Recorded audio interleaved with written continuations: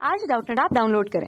Doubtnut पर अपने सभी गणित, रसायन विज्ञान, भौतिक विज्ञान और जीव विज्ञान के डाउट्स का करो सफाया। बस प्रश्न की फोटो खींचो, एक ही प्रश्न को क्रॉप करो और तुरंत वीडियो सोल्यूशन पाओ। अभी डाउनलोड करें। प्रश्न है कि आपेक्षिक चुंबकशीलता तथा चुंबकीय प्रवृत्ति का अर्थ समझाइए तथा इनमें संबंध लिखिए। तो आइए हल करते हैं इस प्रश्न को। सबसे पहले बात करते हैं आपेक्षिक चुंबकशीलता कि आपेक्षिक चुंबकशीलता क्या होती है। ठीक है, इसको दूसरे शब्दों में हम कहते हैं पारगम्यता। तो पारगम्यता होती है कि किसी धातु के जो चुंबकीय क्षेत्र रेखा मतलब किसी माध्यम में से चुंबकीय क्षेत्र रेखाओं के गुजरने की क्षमता, यानी कि चुंबकीय क्षेत्र रेखाओं की गुजरने की जो क्षमता है, गुजरने की क्षमता क्या कहलाती? पारगम्यता कहलाती है। ठीक है, पारगम्यता आपेक्षिक चुंबकशीलता कहलाती है।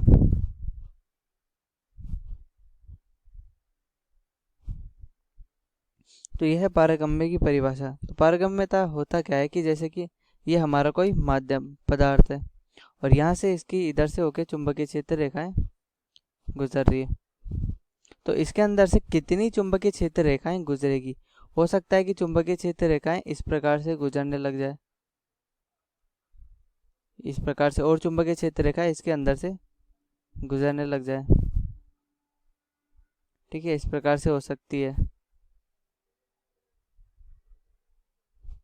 ऐसा कुछ हो सकता है, या ऐसा कुछ हो सकता है कि इनमें से ये जो 5 रेखाएं आ रही है इनमें से सिर्फ एक रेखा हो, बाकी रेखा इधर से निकल जाए। तो इसका जो ये गुण होता है, यही गुण इसका पारगम्यता कहलाता है, यानी कि इस पदार्थ की पारगम्यता यही गुण होता है और इसको म्यू आर से दर्शाया जाता है और इसको लिखा जाता है माध्यम की चुंबकशीलता बटा निर्वात की चुंबकशीलता।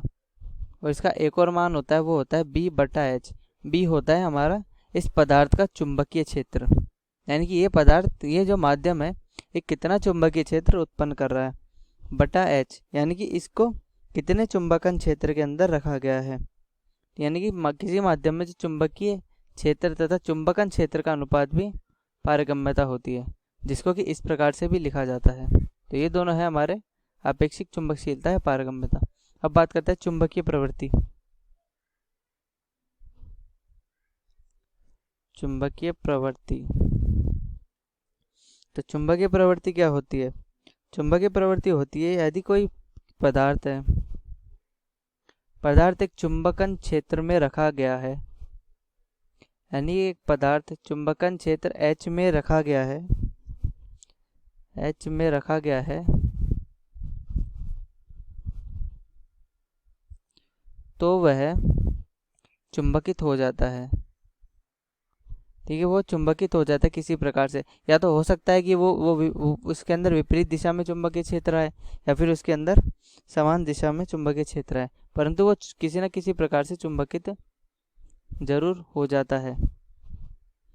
ठीक है, वो क्या होता है? चुंबकीय हो जाता है और उसके अंदर चुंबकीय आघूर्ण प्रेरित हो जाता है। और जो चुंबकीय आघूर्ण है उसकी जो चुंबकन तीव्रता है, यानी कि पदार्थ की जो चुंबकन तीव्रता है, इस स्थिति में लिखी जाती है, वो समानुपाती होती है चुंबकन क्षेत्र की। और चूंकि हम जानते हैं कि चुंबकन तीव्रता क्या होती है, ये होती है कि इकाई आयतन में चुंबकीय आघूर्ण, ठीक है, तथा और इसमें चुंबकीय आघूर्ण उत्पन्न होता है। इसको भी हम अतिरिक्त रूप से लिख सकते हैं।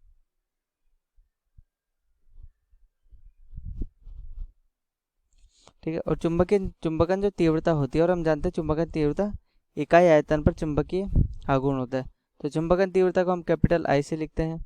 ये समानुपातिक है एच की, तो आई समानुपातिक चिन्ह हटा देते हैं तो हम काई इसको लिख सकते हैं, इसको हम काई एम लिख सकते हैं, और ये एच, तो काई एम बराबर आई बटा एच। तो यहाँ पर काई एम है चुंबकीय प्रवृत्ति,